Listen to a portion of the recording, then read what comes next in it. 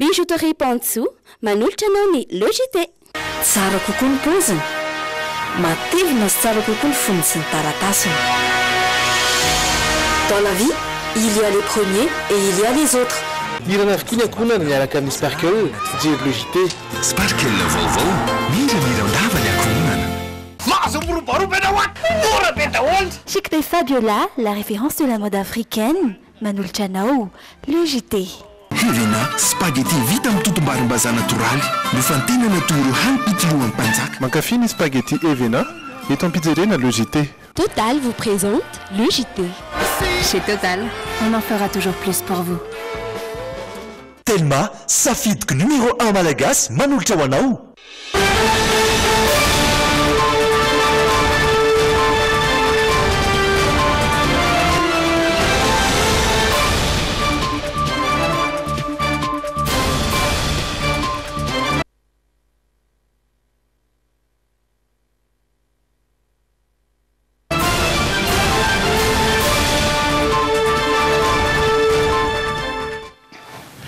Miarabantsika mizao takariva ny zoma faharoapolo ny volana jolay izao tonga soa indray ato anatin'ny fotoana ny fampalalam-baovao ireto ny lohatenitsika.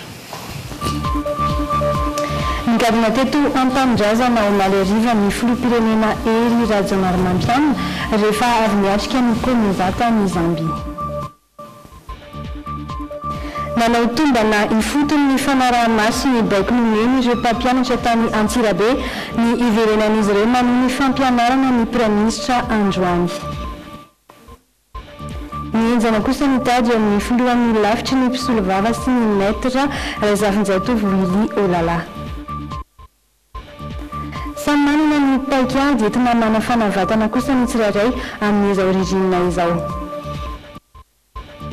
Anivelany dia ny tanana mba anaovana fanadihadiana i Alexandre Benalla, mpiara-miasa akaiky amin'ny filoham-pirenena Frantsay Emmanuel Macron. Ankafaliana tompoko lasy tompoko vavy ny hitsidiana ny tokantranonao aby asainanao anaraka ny logité hatramin'ny farany. Ao anatin'ny tapany faharoa no anarantsika hatrany ireo zanam-pandarana izay voahomana ho amin'ity takariva ity ny zaza manontany izany ny hoianao ary ny insolite fa izao aloha hiara-nolotra aminao ny la une sy ny actu ny tenako sy Pierre Dina Razafandramanana. Paperline, le choix de votre succès. Vivrez au rythme des couleurs Orlac. Trouvez Orlac partout à Madagascar. Ny lokony vaovao miaraka amin'ny Orlac.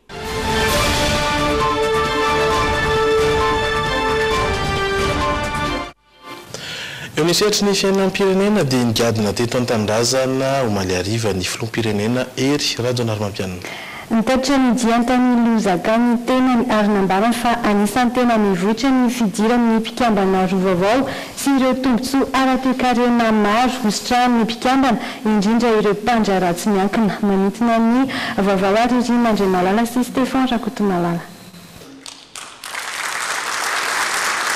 Ny farana omaly ny fivoriana faharoapolo ny Komeza fotoana ny saorana ny mpampiatrano tamin'ny filaminana nandritry ny fivoriana nambara ny filoham-pirenena fa anatsara ny tontolo mivarotra eto amin'ny firenena mpikambana ny fisian'ny tsenam-barotra iraisana ho an'ny firenena aty Afrika tombony lehibe ho azon'ny tsirairay amin'izay ny fifanankalozana pirofo amin'ny fivelaran-tsena ihany koa ny fidiran'ny mpikambana roa vaovao. Izay fihaonana matampony faharoapolo ny mampiavaka azy dia ny voalohany indrindra ny nampidirana mpikambana anankiroa vaovao dia i Tunisie zany sy ny Somalia zany hoe lasa raika amby roapolo zany zao ny mpikambana ao anatin'ny Komeza ka i Komeza zany no lasa fikambanana aty Afrika izay azo lazaina hoe lehibe indrindra ivelan'ny fiombonambe afrikanina zany. Anisan'ny nanamarika ny fivoriana notanterahana nandritry ny roa andro ihany koa ny nametrahana ny tsena ny fifanankalozana ara-toe-karena malalaka na ilay zone de libre échange économique everina ampiroborobo ny toe-karena amin'ny ankapobeny izy ity ary tokony hisitraka izany ny mpandraraha malagasy indrindra ireo amin'ny sehatra tsy miankina. Ny atao hoe tena zava-dehibe angambany dia ny hanamafisan'ireo tany rehetra ao anatin'ny Komeza fa ilaina ny fampandrosoana ara industrie ireo tany rehetrarehetra mpikambana betsaka ny fotodrafitrasa tahaka ny hoe eo amin'ny lafiny famokarana angovo izay erahana ao ihany koa ireo fotodrafitrasa amin'ny fametrahana lalana iraisana fametrahana ireo train marobe ny fametrahana ihany koa fotodrafitrasa tahaka ny hoe serana tsambo serana piaramanidina sy ny sisa eza napetraka amin'ny tsenany komeza ihany koa ny raha nitatitry ny filoham-pirenena ny fitoniana sy ny fandriampahalemana mba hanatsarana ny toe-karena tsirairay efa hita ny ezaka ataon'ny firenena tsirairay amin'ny fikatsahana ny fitoniana taorin'ny lanonam-pamaranana ny fivoriana avy hatrany dia nitododo antanindrazana ny filoham-pirenena sy ireo délégationna netiny nambarany tamin'izany fa efa maro ny fanampiana ataony komeza ho an'ny mpikambana sy ny mpandraharaha manampy izy amin'ny sehatry ny indostrie tahaka ny hoe fanodonana ny hoditra na ny cuir zany hoe betsaka zany no sehatra zay hitondrany ny komeza fanampiana aty amintsika moa dia mazava ho azy araka izay teninao zay hoe tokony hojerena manokana zay fanampiana azo ny fitondram-panjakana kanefa ny dia tafiditra angamba ozy amin'ny politika akapobeny hoentitsika manampy ny sehatra tsy miakina zay zavatra zay mariana faloha hevitra tamin'ny fivoriana faharoapolon'ny komeza ny hoe komeza miatrika ny hoaviny amin'ny tontolon'ny kajy mirindra nambarany tamin'izany ihany koa ny fahazoan'ny komeza sekretera jeneraly vaovao dia ramatoa Tsilese Kapoepoe eo amin'izay setra izany ihany fa raha nanontaniana mikasika ny fijeriny mpikambany komesa ny fifidianana ho tanterahana eto Madagasikara ny filoham-pirenena dia nilaza fa ao anatin'ny politika apetraky ny komesa ny sy ny fitoniana amin'ny firenena rehetra mpikambana noho izany dia anaramaso antsika izy ireo amin'ny fiatrana izany raha araka ny fanampanazavana entin'ny filoham-pirenena ery rajonarymampianana manaraka eto ko dia ny anjara ndraiky ny komeza moa zany dia ny manaramaso manadiady ny fisiny zany ary dia ny mampirisika ny mpitondra fanjakana ny ametraka tontolo anjakan'ny fitoniana sy ny filaminana mba ametrahana fifidianana zay malalaka ekeniny rehetra ary ao anatin'ny mangarahara fa arozantsika ho ny fotoana kosa dia nanao tombana ifotony sy ny fanarahana ny baiknomeny ireo mpampianatra tany Antsirabe ny fiverenan'izy ireo manohy ny fampianarana ny Prime Ministre Androany nitsidika sekoly vitsivitsy ny tenany izay nahitany fa mbola vitsy ireo mpampianatra manoana ny antsony andraisana fepetra ny firina ny fitakiana ireo mpampianatra manjary endrika politika ankehitriny raha araka ny fanambarany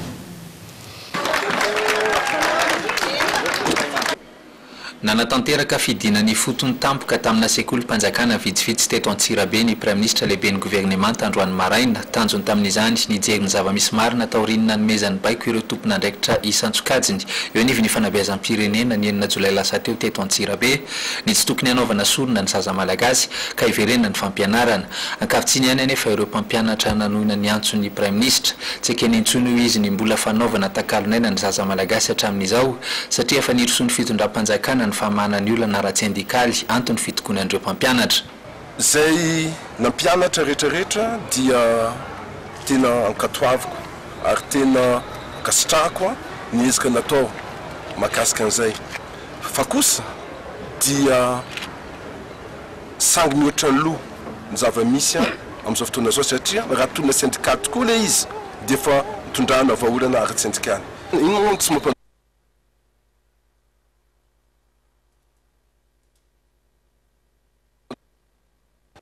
tsy mahatonga an'izao zavatra zao mikatso tsotra satria misy menace avy amin'ny directeur régional ny éducation nationale draine maro manao menace mpampianatra hoe raha mampianatra anareo dia esorinay afindranay betsaka ny chef Cisco amin'izao fotoana zao manao menace koa amin'ireo mpampianatra ireo zay te hiverina ny hoe raha mampianatra anareo dia esorinay dia afindranay toerana zany amiko olona tompon'andraikitra zay voatendry olona regny ataoko fa mazava ho azy anatin'izany iny fepetra tokony raisina efa lasa manana endrika politika ankehitriny ny tolon'ireo mpampianatra hoy ny prime ministre nanao antsoavy farany sy ny tenany izay nilaza fa handray fepetra manoloana izany misy endrika politika ny zava-misy amin'izao fotoana zao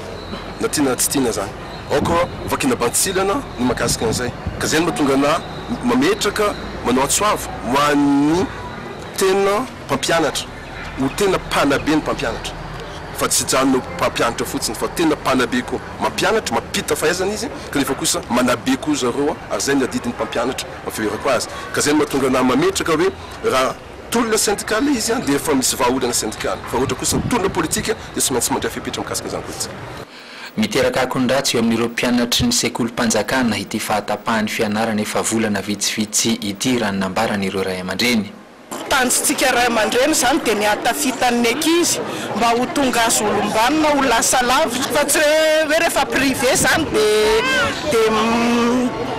hoe zay ihany ny tena hoe mianatra fa ny ankizy zany a tsisy hoe asiana hoe asiana complexe zany eo amin'ny fiainana fa tsara mihitsy zany ny ankizy hoe aprisiana mba hianatra isan'andro mba ho tafita fa raha resaka eo amin'ny hoe resaka politika aloha dia samy mba hoe mirary soa amin'izay samy atafita amin'ny politika atsika fa mampalahelo kosa ny ilana le zaza mba ho tafita any amin'ny faratapony zany satria izay matematesantsika ray aman-dreny zo fototry ny zaza raha teo ny mianatra sy afaka nomana ho avy mamiratra amin'ny alalan'ny fianarana iray amin'ireo sekoly tsy nijanona nampianatra ny klasy mpanadinana atao aminy moa ny EPP Mazo Rivo 2 ho an'ity sekoly ity dia misy 12 ireo hiatrika ny fanadinana CEPE izay naneo ny etaetan'izy ireo ary indrindra ny fahavononany hiatrika izany sy teo anatrehan'ny prime ministre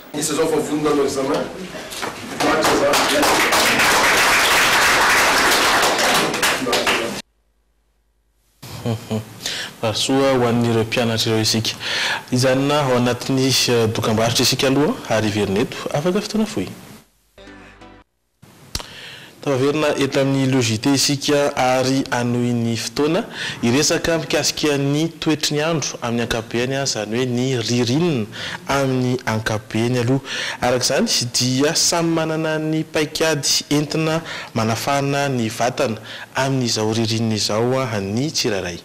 rehefa maraina ariva ary indrindra amin'ny alina no tena atsapan'ireo sendra ny miora miarin-jatovo sy zoran-dretsalana izany atsika izany misy araka izany ireo olona misafidy ny anampy akanjo entina mampafana misy koa nefa ireo manana paikady manokana ireo mpivarotra kosa dia nanamafy fa mandeha be amin'izao fotoan'izao ireo entana rehetra izay mampafana vatana mbola nialy izay matanjaka no mamaritra ny toetry ny andro eto Madagasikara amin'izao fotoana izao mitohatrany izany ny atsika ary andrivotra ny heranosy raha nambarany sampana mpamatatra ny mety ho toetry ny andro matsapa izany ireo olona sendrana androany ary nilaza fa mangatsika ny ririnina tamin'ity taona 2024 ity raha oharina tamin'ny taondasa efa samy manana ny tetikadiny entiny mampafana vatana nefa ireo olona ireo amin'izao ririnina zao zany rehefa le amin'ny alina dia manao mafana tsara dia manao bakiraro dia misakafo mafana fa tsy manao misakafo mangatsika mihitsy dia misy fotoana rehefa le mifo amin'ny alina dia misotro rano mafana indray dia matory tsara zay zany ana no mazahoko torimaso mihina sakafo misy vitamine angambany aloha tena zavatra tsara ohatra legioma na ohatra zany mba tsy satria mivoatra zao vanim-potoana mantsy dia monsieur daholo ny karazana retina rehetrarehetra dia ohatra hoe zao mijery satroka bazy satria ny asanay miasa alina efa tsy eo an'ila madama ianao fa tia ampiasana dia tsy maintsy ny atao mafana ny akanjo sy ny entina miatrika an'le asa any ny botifotsy any no mafisina atao maromaro misotro rano mafana fotsiny dia mirakotra tsara dia manao akanjo matevy mboizy andray moa io akaiky madama mihitsy entsekilan'izany dia mitobaka izay tsy izy ihany koa ireo akanjo sy fitaovana entina manafana vatana eny an-tsena raha nambarany ity tranombarotra izay mivarotra ny kojakoja ao an-tokantrano ity dia betsaka tokoa ireo mpanjifa ireo fitaovana entina manafana ny ao an-tokantrano eto amin'izy ireo amin'izao fotoana izao isan'izany ny chauffage izay misy karazany efatra eto ireo salantsalany no tena be mpanjifa ity zao izy sady ventilateur chauffage en même temps dia ity indray izy zao 60 000 ariary ny prix-any ity indray chauffage ihany fa fixe izy dia ity indray chauffage izy fa afaka mihodinkodina le mihodina aloha zao no tian'ny olona kokoa indraindray aza tsy maharaka mihitsy ny stock satria raha ohatra manafatra folo zao zay dia mandeha be ilay izy landray andro eo raha ny vinavina ny sampanampamatatra ny mety ho toetry ny andro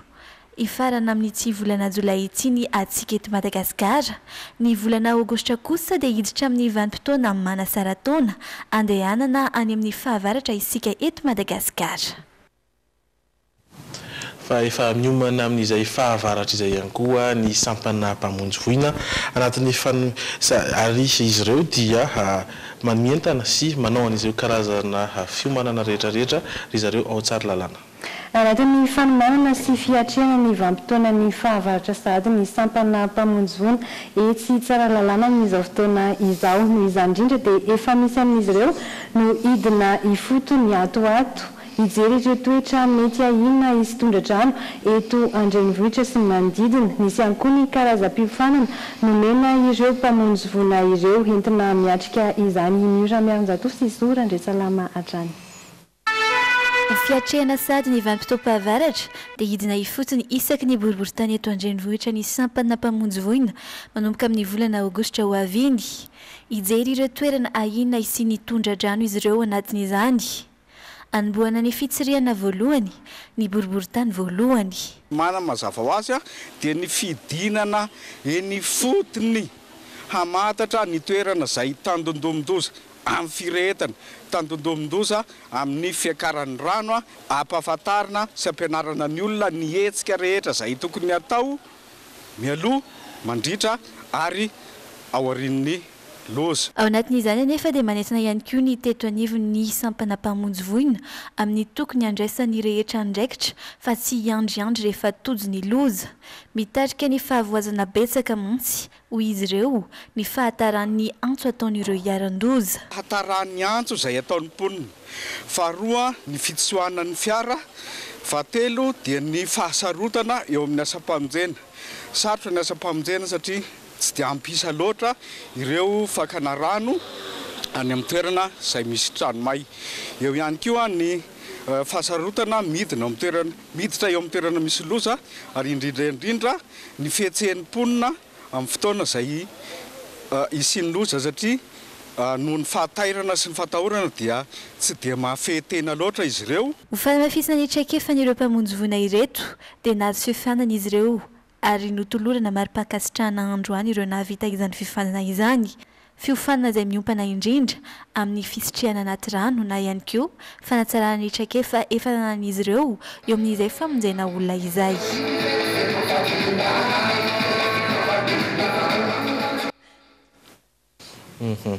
fa mienjana kosa mitady eo amin'ny filohan'ny olafitry ny mpisolovava sy ny maître Razavinjatovo Willy olala tsy mazava ny antony fampiatsona ny olala antony nahatonga azy mitady hevitra mba ametrahana izany ao anatin'ny taratasy fampiatsona etsy ankilany kosa dia manazava ny filohan'ny olafitry ny mpisolovava fa tsy misy antony ara-politika no nampiatsona ny maître olala ijery Edouard sy anjarakotony reny ary no mitatitra ny antsipriany izay nampanatsoy ny olafitry ny mpisolovavy maître Razavinjatovo Willy tsy izy irery ihany anefa no voantso tamin'izany fa misy maro izy ireo no voakasika izany fampiantsona izany antony izany raha rafitarainan'olona sasany eo amin'ny sehatry ny asan'izy ireo tsy nambara atao amin'ny taratasy fampiantsona nefa ny tena votoatin'ny raharaha antony nahatonga ny maître Razavinjatovo hanambara fa tsy nanaja ny zo ny fiarovana ny olafitra voalaza ny paikadeloka vaovao amin'ny andin'ny 7/20 ohatra fa tokony hanamarika ny antony fampiantsona olona ireo mpitandro ny filaminana manatanteraka izany ny olafitry ny mpisolovava indray anefa no ambarany fa mivonona tamin'izany paikady zany tsy fomba fanao itsony zany raha ohatra hoe mahay ny asany sy mianatra lalàna le avokana nohatra ny tazavatra io fa tokony ampahafantarina azy hoe atsoina ianao satria zany ny antony atsonanao tsy nataony zay fa zay hoe affaire vous concernant na lefa naty amiko dia zay hoe tsy mahay ninina ty olo ty tsy mahay ny asany io avocat io satria ny asany avocat voalohany indrindra mifantoka amin'ny sainy sy fiaina indray matory dia hoe le droit de la défense miadiny io naiza misy ny avocat anankiray ka rehefa io tsy hain'le olona na le bâtonnier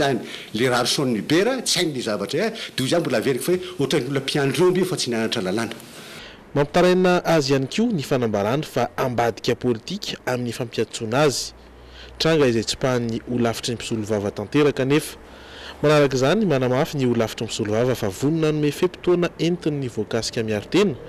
ny fampiantsoana mpisolovava no entina hanamariana aminy ireo antony hitarainan'ny olona misy lalàna maromaro zao efa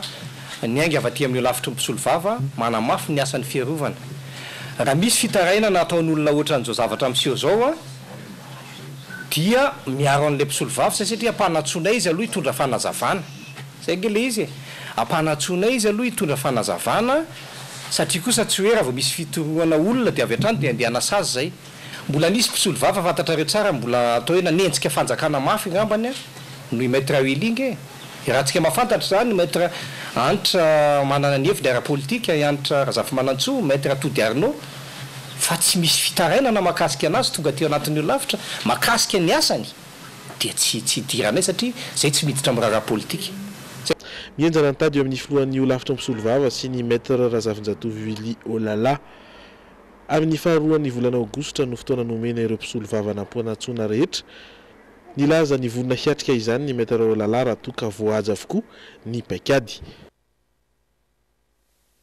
ankalaza ary anamarika ny fa efapolo taona ny jorono ny fizafatona ny fikambanany zanaky ny faritany Toliara fikambanana izay mijoro efapolo taona zany izay ny sabotsy fa 20 ny volana jolay izao no daty voatondro amin'izany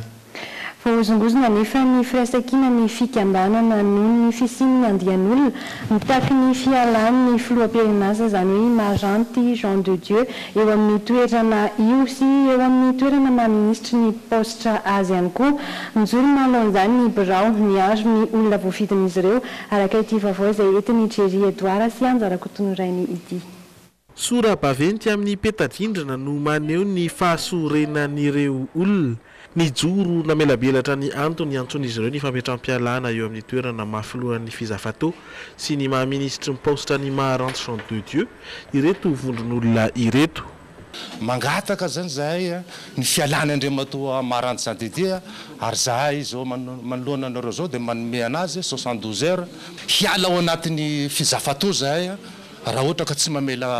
mametra-pialana Andriamatoa Maranty Jean de Dieu ao anatin'izay 72 heures nomena zay manoloan'izany no voaterina maly ny ambaran'izy ireo fa fanakorontana ny firaisan-kina ny fizafatao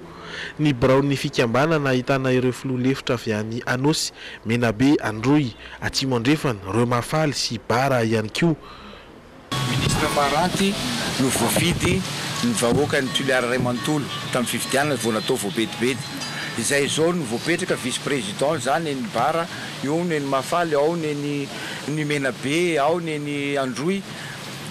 donc raha olona ny Anosy raha olona ao ambadikin'izay zany olona tsy mpihambana anatin'ny fizafatao zany manakorotana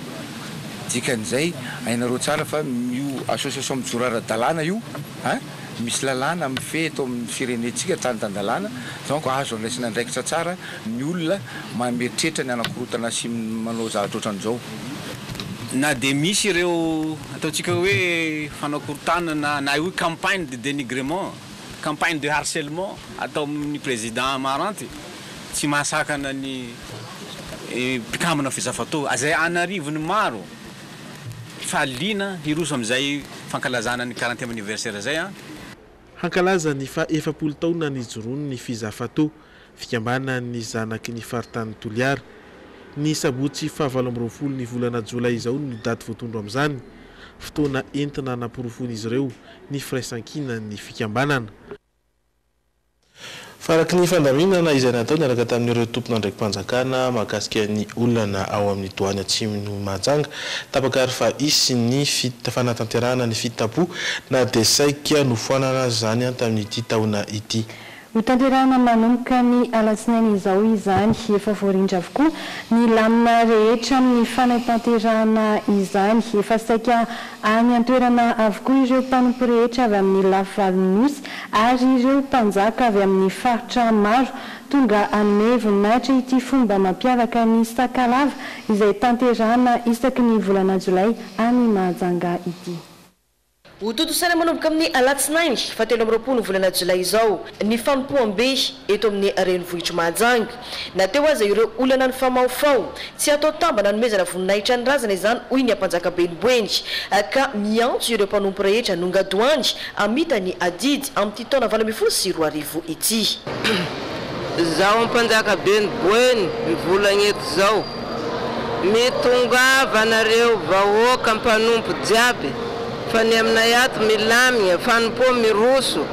mitongava zay ny afatra koe. Tokana ny ampanjakabe eto Boeny hoy ireto mpandala ny fombandrazana tsy tokony hisy ny savorovory hoy ireto farany satria samy zanaka sakalava taranaka Andriamsara efa da manakasina avokoa. Fandaminana filaminana dia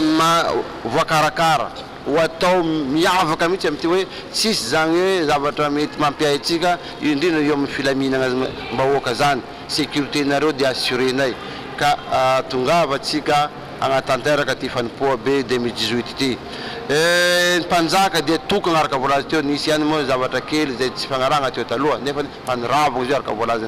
fahatelo teo ary lavogny izy io ka mpanjaka tokana zay paria zay fanompoa jiaby ataonareo dia mandeha amin'ny agnarany somody fa tsisy mpanjaka hafa ankoatran'izay. Kolotsaina mampiavaka ny faritra Boeny ny fanompoam-be fotoana anehoana ireo fomba mampanao malagasy ao anatin'ny fomba sakalava ambom-pionan'ireo ampanjakabe rehetra aty amin'ny alafivalonynosy ny eto toerana mandritra io fotoana io izay anasana ihany koa moa ireo avana sy vahiny avy any Dilambato amin'izao fotoana efa tomombana sy mirindra avokoa ny fikarakarana rehetra mandritra ny herinandro hatramin'ny 17 volana Jolay izao anaovana ny repika. Fa andao any Madagasikara tsy hoela ny solitenan'ny UNICEF ny asa teto an-toerana Ramatoa Elkevich. Fanamby no vitany UNICEF ho an'ny zaza malagasy nandritra ny efa taona ny janonany teto amintsika isan'ireo ny fiarahana miasa akaiky amin'ny fitondram-panjakana tamin'ny fifanomezan-tanana namafisana ny sehatry ny fampianarana ny fahadiovana ny fiarovana ny zomekizy sy miady amin'ny fanjari-tsakafo na ihany koa ny sehatry ny fahasalamana. Ny ireo asa vitan'ireo ary dia nomena ny mahafinaritra officier de l'ordre national i Elkevich io maraina io teny amin'ny ministeran'ny rarambahiny. Mariana fa hiazo any Nepal ny solitenan'ny UNICEF rehefa andao any Madagasikara. Fa tontosandroany ary ny fisarihana nandritra ny lalao zay nokarakarain'ny Jamboscor sy ny Supermaki. Marobe ireo mpandray anjara saingy ireo mpanjifa na feno fepetra no notsingaina tao anatin'izany isan'ny loka goavana tamin'ireo ny scooter Peugeot 50cc ankoatr'izay ihany koa nefa ny bon d'achat sy ny panier garni anahitana vokatra vita malagasy. Tonga marobe ireo mpanjifa nanohina ny antso tamin'ny fisarihana ny lalao ny karakarain'ny Jamboscor teto Ankorondrano, lalao izay natomboka tamin'ny 20 Mey hatramin'ny 2 Jolay teo. Ireo na feno fepetra no voaray tamin'ireo fisarihana. Ny tirage au sort moa zany dia natao tamin'ny les fêtes nationales zay ny antony organisena anazy dia nisy ny tombola Jamboscor, nisy ihany koa ny tombola ny organisena tany amin'ny Supermaki moa groupe ao anatin'ny Jamboscor ihany. Samy manana fahafahana andray anjara tamin'ity tombola ity avokoa ireo mpanjifan'ny Jumbo sy ny mpanjifan'ny Supermaki manerana nosy. Tsy latsaky ny 20 ireo tonga naka ny lokany ho an'ny teto Antananarivo. Renim-pianakaviana iray no nahazo ny loka goavana avy amin'ny Jumbo dia ity scooter 4 temps ity, bon d'achat ahafahana miantsena mandritra ny iray taona kosa amin'ny fetrany 2 hetsy ariary isam-bolana, ny loka voalohany avy amin'ny Supermaki.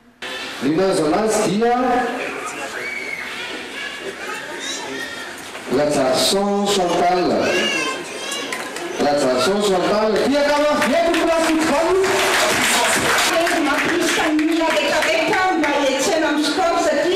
Ni fandana kulietsena isana msanandra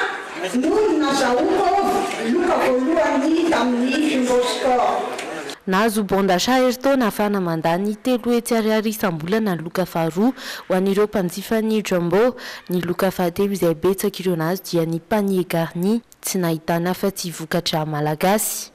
Ity tombola ny organisena ity mba ahafantarana an'ireo vokatra vita malagasy en partenariat en collaboration miaraka tamin'ny SIM moa izy ity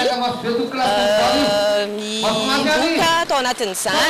Isan'ny tombony lehibe ho an'ireo tranombarotra ireo ny fahamaroan'ny entana izay manala ny fahasahirana ny mpanjifa, eo ihany koa anefa ny vidiny izay mora kokoa raha oharina amin'ireo tranombarotra hafa. Maro dia maro ireo produit tato aminay,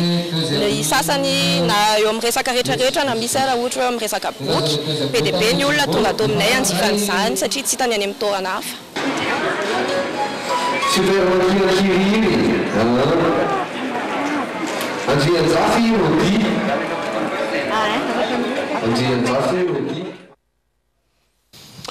Fa ho any amin'ny vaovao avy any ivelany sika hijery ny maresaka ny Frantsa.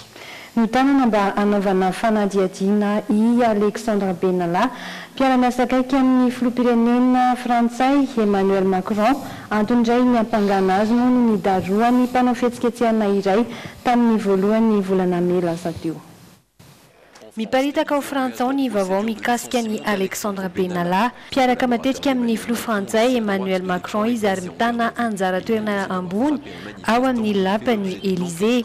Amin'izao fotoana izao no tanana vonjimaika mba anaovana fanadihadiana ny tenany. Anisany ny ampangana azy ny nidaroan'ny mpanao fihetsiketsehana iray ny voalohany volana May lasa teo tao Paris, niaraka tamin'ireo mpitandro ny filaminana izy tamin'io andro io ary natao anara-maso fotsiny ihany ny anjara asany. Noho izay fihetsika nataony izay dia ahina ny idirany 3 taona an-tranomaizina miampy ny fandoavana lamandy mitetina 5,400 euro. Mandeha ihany koa ny fanadihadiana mikasika ny fomba nanapariana ny sarin'ny Alexandre Benalla tao amin'ny tambazotra Tserasera. Il occupe à l'Élysée le poste d'adjoint au chef de cabinet.